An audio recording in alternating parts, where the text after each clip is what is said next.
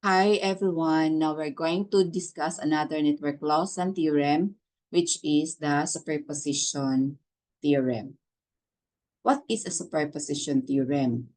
It states that in a linear circuit with two or more independent sources, whether it's a current or a voltage source, the current through or the voltage across any element in the circuit is the algebraic sum of all currents through or the voltages across produced by each source when acting independently.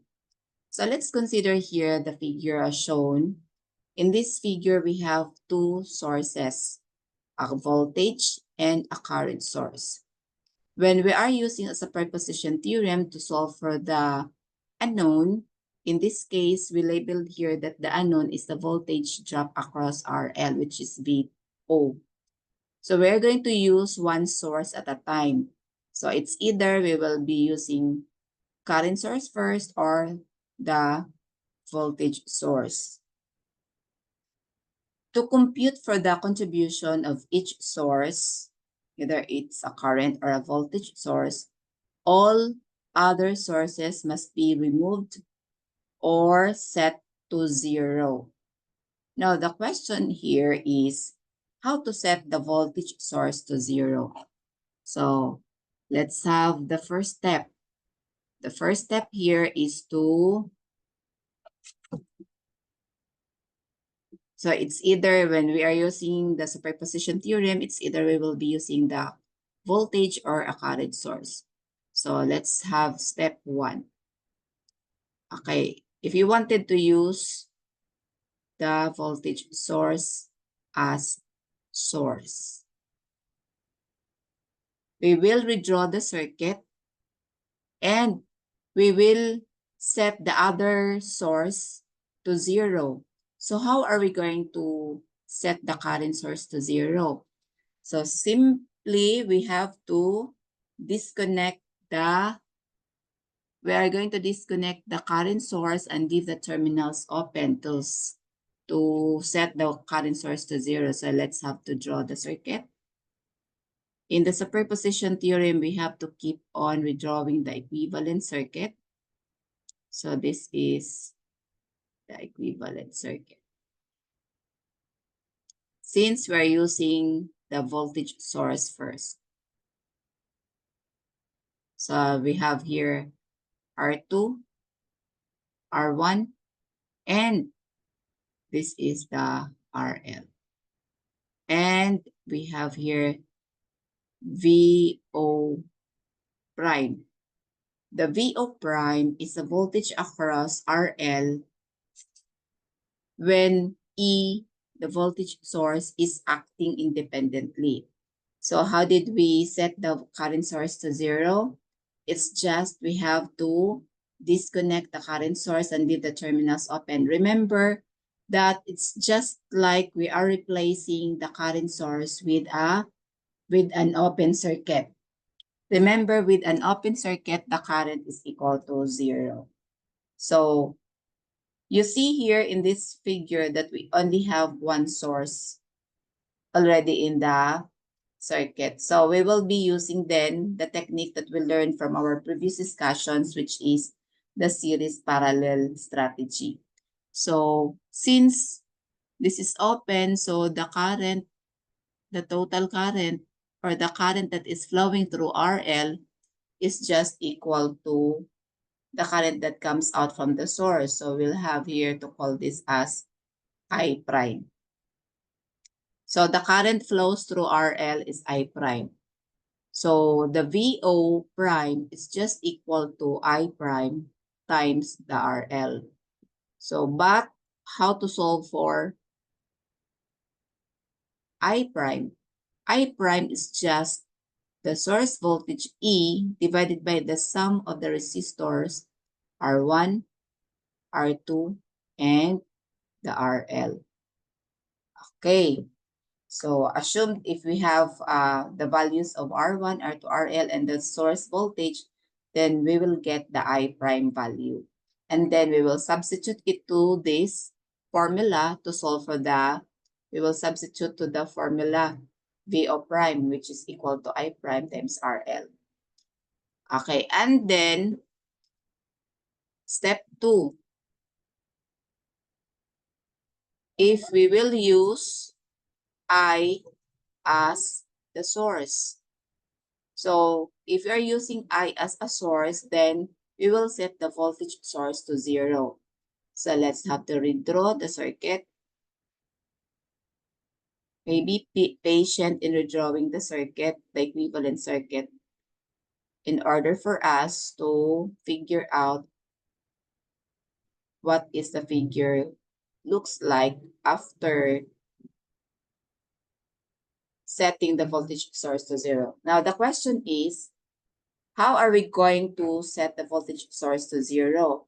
Simply, we will disconnect the voltage source and replace it with a short circuit. Remember, the voltage across the short circuit is 0. So this is how we replace the voltage source to, we set the voltage source to 0. So let's label this as R2, R1, and this is the current source, then RL. Okay, now, so we can redraw the circuit. We only have one source here, which is the I. So we can redraw the circuit as like this. We will be using the second slide. So let's recall. Okay, let's investigate first the figure. Look at the figure. Now, the R2 is just connected in parallel with the current source. The combination of R1 and RL, the series combination of R1 and RL, is also connected across I. So meaning we can redraw the circuit as like this. So we have the current source,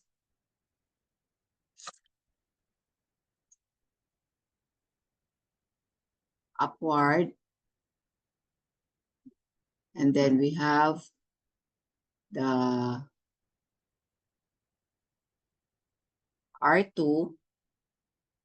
This is R2, and the series combination of R1 and RL is also connected in parallel with the source current.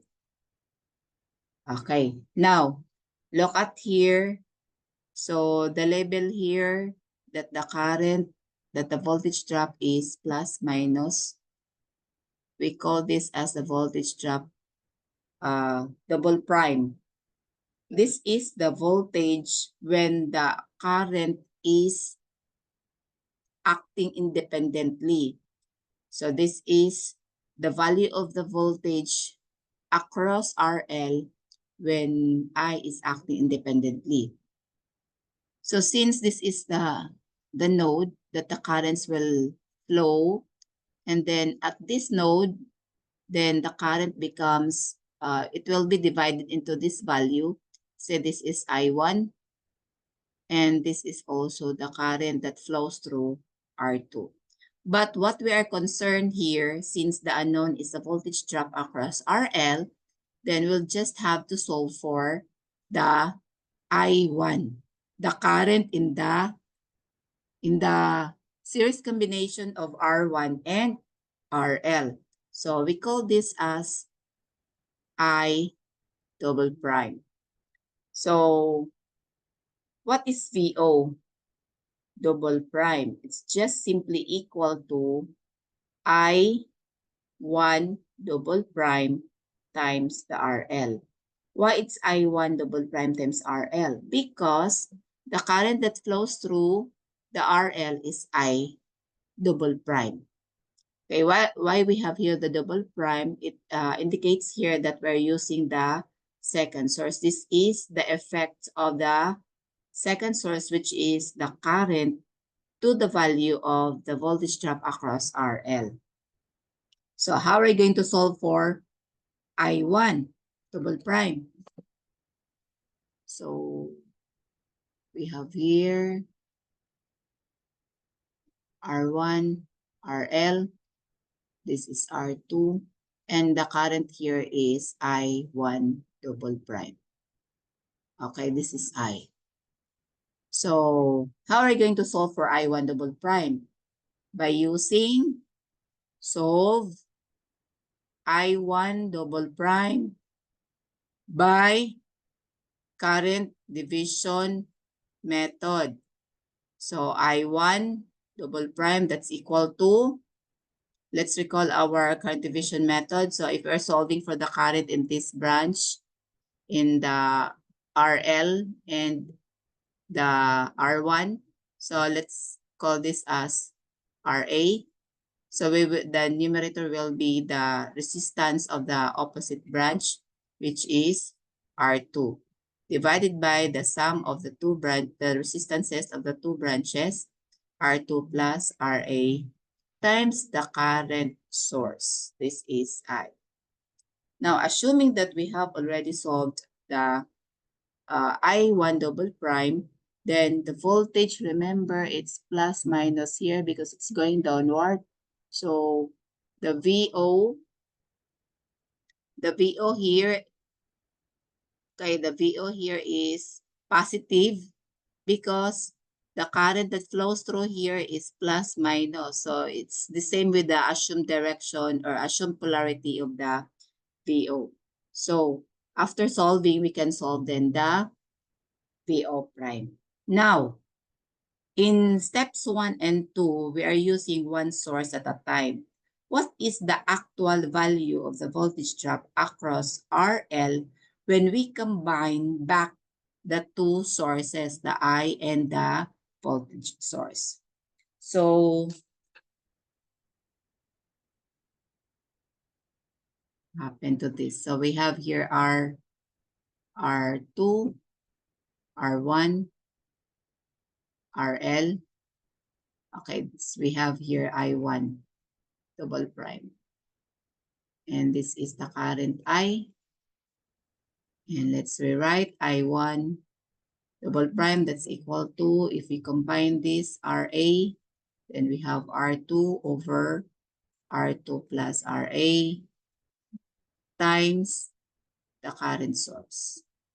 Okay, then we have the VO double prime, that's equal to I1 double prime times the RL. Then step 3. So step 3 is we have to combine then the total value of the VO. So solve the VO. Okay, how to solve for VO? So the VO is just equal to the algebraic sum of VO prime and the VO double prime.